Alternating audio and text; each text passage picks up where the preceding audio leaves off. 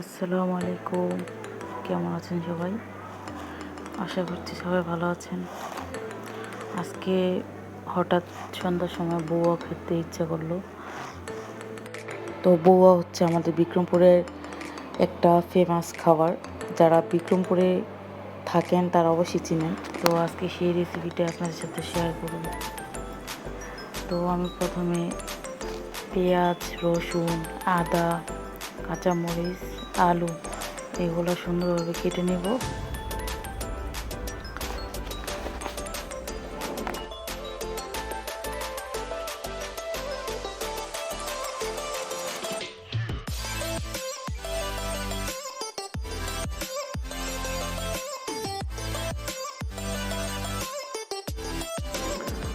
তো আমার সবগুলো কাটা শেষ। এখন আমি আলুগুলো ধুয়ে নেব সুন্দরভাবে পানি দিয়ে ধুয়ে নেবেন।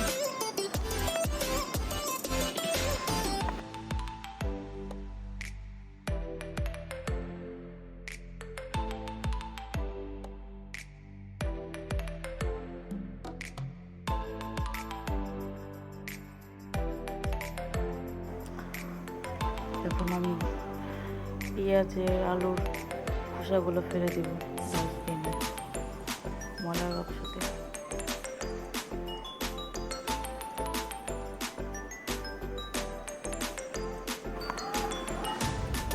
এখন আমি চাল আর মশারি ডাল এই দুইটা একসাথে ধুয়ে নিব সুন্দরভাবে। তো চালের মধ্যে আর ডালের মধ্যে তো অনেক ময়লা বের হয়, ময়লা পানি বের হয়, তো সুন্দরভাবে ধুয়ে নেব।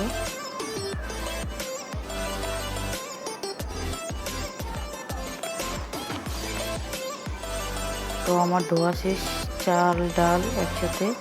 তো পেঁয়াজ, রসুন, কাঁচামরিচ আর আদা নিছি, আর একটু আলু পরিমাণ মতো।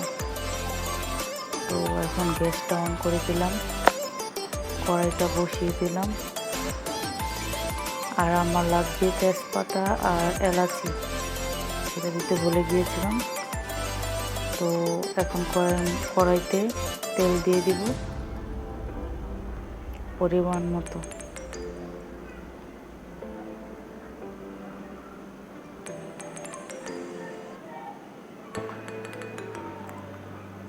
এখন আমি পেঁয়াজগুলো দিয়ে দিলাম।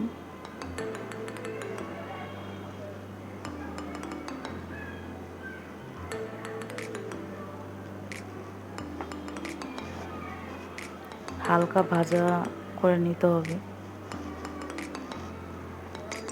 এলাচি আর তেজপাতা দিয়ে দিলাম। আজকে আমি আমার মতো করে রান্না করব। তো রসুন কুচি দিলাম। এখন কাঁচামরিচ দিব।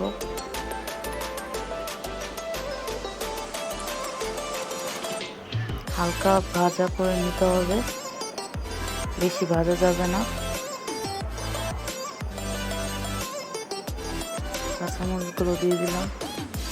তো হালকা ভাজা করে নিয়ে তারপর তার মধ্যে মরিচের গুঁড়া দিব।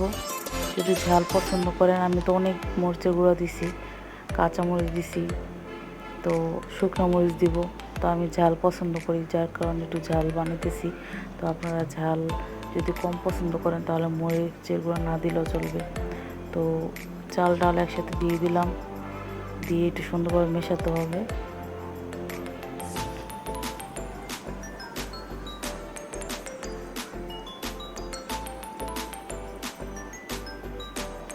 এখন আলুগুলো দিয়ে দিব, ভালোভাবে মিশাতে হবে।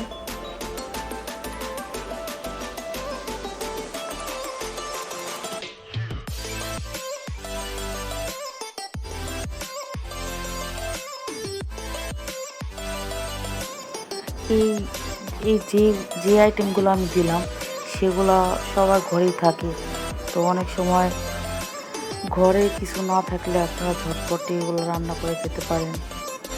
আমি পরিমাণ মতো লবণ দিয়ে দিলাম, সুন্দরভাবে মিশিয়ে নিতে হবে। আর অবশ্যই আপনারা লবণটা চেক করে নেবেন, কারণ লবণের পরিমাণ না দিলে ভালো লাগবে না খেতে, পরিমাণ লবণ দিবেন।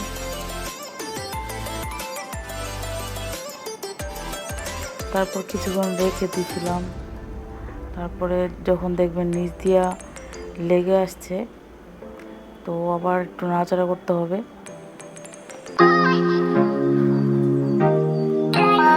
করার পর শুকনো মরিচ দিব, 3টা শুকনো মরিচ দিয়েছি, কারণ 5টা কাঁচামরিচ, তারপর 3টা শুকনো মরিচ, আবার অনেকগুলো দিয়েছি, তো তাই 3টা দিয়েছি।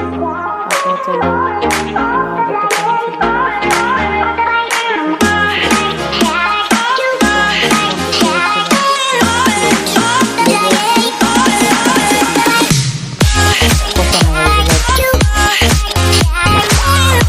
পরিমাণ মতো দিবেন, বেশি দিলে বউয়া রান্নাটা অনেক নরম হয়ে যায়, অনেকে নরম খাওয়া, অনেকে পানিটা পরিমাণ মতো দিলে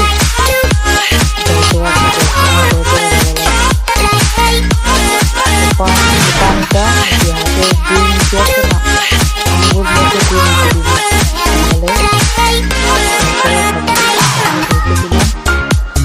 কিছুক্ষণ বসিয়ে রাখতে হবে। আমি চুলার আঁচটা একটু বাড়িয়ে দিলাম,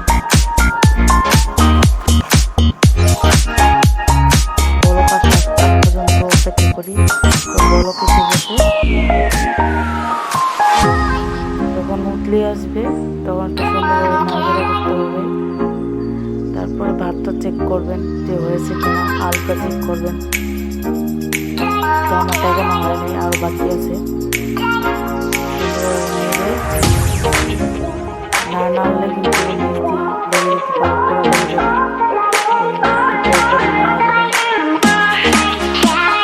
তো আমার বেশিক্ষণ লাগবে না।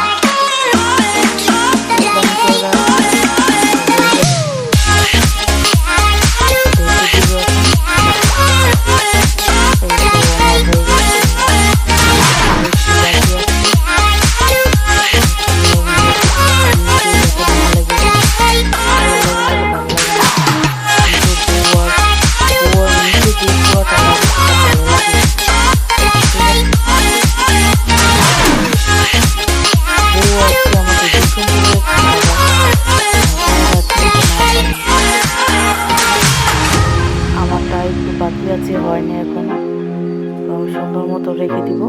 তারপর ঢেকে দিব, খাওয়াটা করতে যতক্ষণ লাগে আর কি। এই তো আমার বউয়া রেডি হয়ে গেছে, সব কিছু কমপ্লিট। আপনারা চাইলে প্রতিদিন সকালে খাবারটা বানিয়ে খেতে পারেন, অনেক মজা। আমাদের বিকেল করে সকালে প্রতিদিন সকালে বানানো হয়, এটা একটা ডিম ভাজা।